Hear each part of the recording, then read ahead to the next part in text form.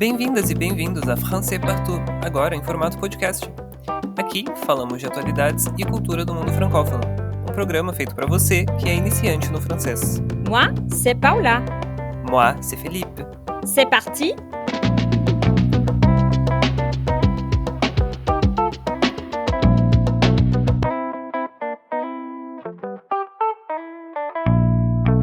Français partout. Hoje vamos falar sobre o país francófono famoso por suas cervejas.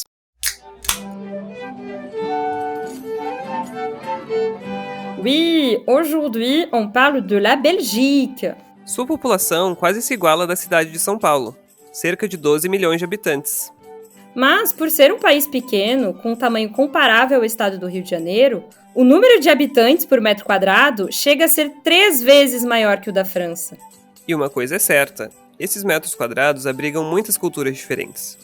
20% des Belges sont d'origine étrangère et peu plus de 12% ce sont des étrangers qui vivent en Belgique mais qui n'ont pas la nationalité belge. Mon Dieu! Isso sem contar a diversidade cultural inerente ao país.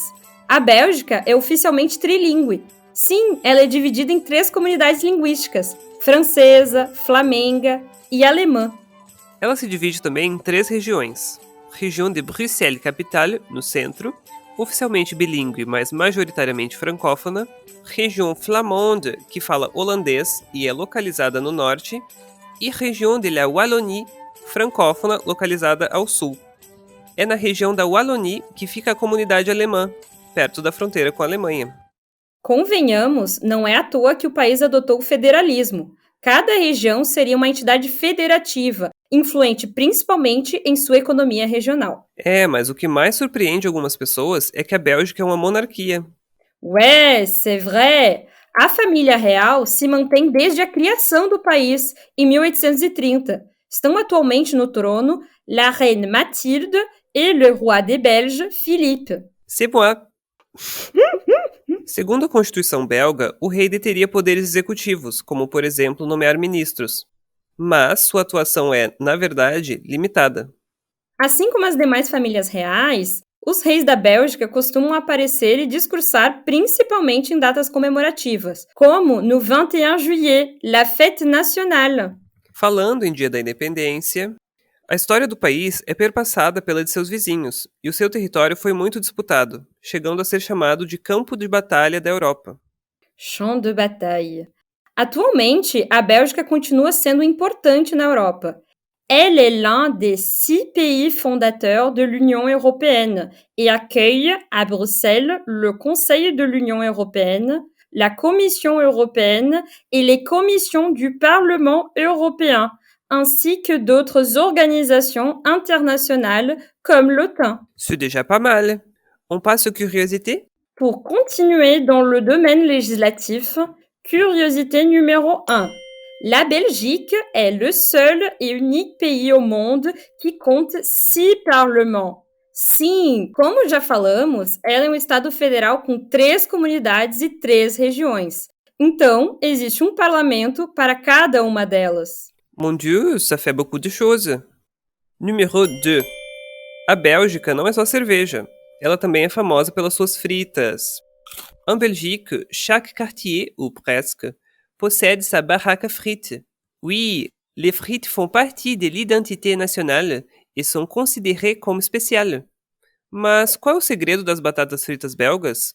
Elas são fritas em imersão no óleo 2 vezes. Gente, nada de French fries. O certo seria Belgian fries. Numéro 3. La Belgique est aussi le pays du vélo.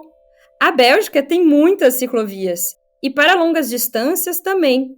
On trouve environ 14 500 km de pistes cyclables dans un pays de 280 km de long. Très bien. Un peu de bière, un peu de vélo. Numéro 4. Existem muitos cantores belgas famosos atualmente. E aposto que você já ouviu algum deles. Estão entre eles o Stromae, Angèle, Romeo Elvis, Damso e até mesmo Jacques Brel para os vintages. Je les aime trop. Número 5. Para a alegria dos estudantes de francês, os números em francês belga são bem mais fáceis do que no francês da França. Le nombre 70 se dit 70 et 90 se dit 90. Oui!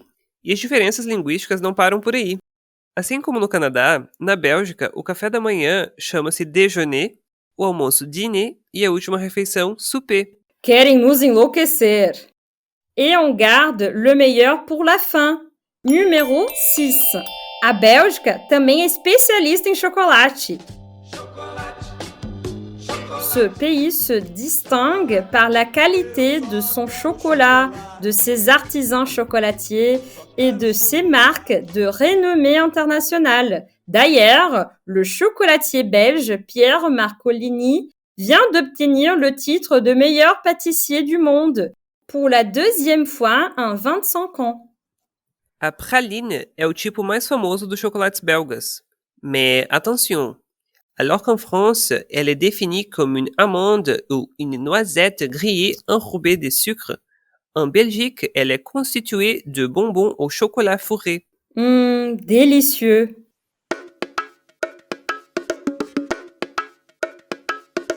À la une des actualités. Et alors, quelles sont les nouvelles de cette semaine? Nous n'avons que des bonnes nouvelles. Pour commencer, Bruxelles détaille son calendrier pour la sortie du diesel et de l'essence. Le gouvernement bruxellois a détaillé ce vendredi 25 juin le calendrier de l'interdiction des moteurs thermiques prévu au plus tard pour 2030 diesel et 2035 l'essence. L'objectif est d'agir sur la qualité de l'air à Bruxelles, vu que le transport routier est l'une des principales sources d'émissions de polluants atmosphériques. Oui, la région bruxelloise s'est engagée à réduire de plus de 40% ses émissions directes de gaz à effet de serre par rapport à 2005, de manière à approcher la neutralité carbone en 2050. Cool, n'est-ce pas? C'est clair. Et on continue avec un peu plus d'espoir dans l'avenir. Ce week-end, la marche des fiertés a rassemblé 30 000 personnes de Pantin à Paris. Pour la première fois depuis 1977, ce samedi 27 juin, la marche des fiertés parisiennes est partie de la banlieue, un symbole voulu par ses organisateurs. Point de départ, Pantin en Seine-Saint-Denis. Vers 15h, direction Place de la République à Paris, autour de 18h. Plus de droits, moins de blabla, trop de promesses, on régresse, constituait le slogan de cette édition 2021. Le défilé a eu lieu sans char ni podium en raison du contexte sanitaire actuel, mais avec la même volonté de visibilité. Super!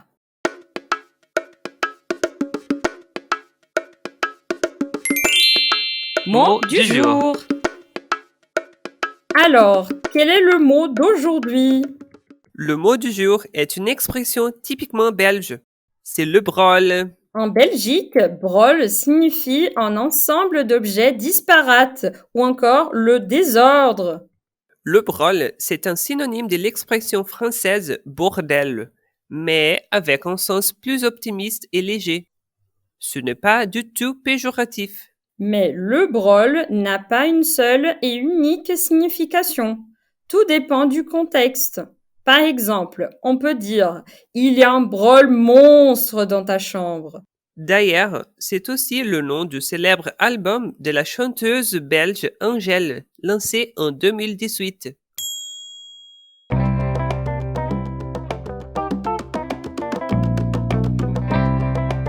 Voilà! Esse foi o Francês Partout dessa semana. Assine o nosso podcast no feed do seu tocador preferido para não perder os novos episódios. A cada 2 semanas, sempre na quinta-feira, a gente aparece por aqui com um conteúdo diferente. Se você teve dificuldade em entender alguma parte do texto em francês, não se preocupe. Vai lá no nosso canal do Telegram, t.me/podcastfrançaispartout, tudo junto e sem cedilha, que a transcrição de cada episódio vai estar lá. Este podcast é uma produção Français Partout, organizado pela professora Paula Folkert, ou a voz que vos fala. A pesquisa e o roteiro são de Felipe Carvalho, também apresentador do programa. A montagem de som e mixagem são de Antônio Ribas e Ingrid Figueiredo. Para mais conteúdos, sigam nossa página no Instagram, @FrançaisPartout, tudo junto e sem cedilha. À bientôt! À la prochaine!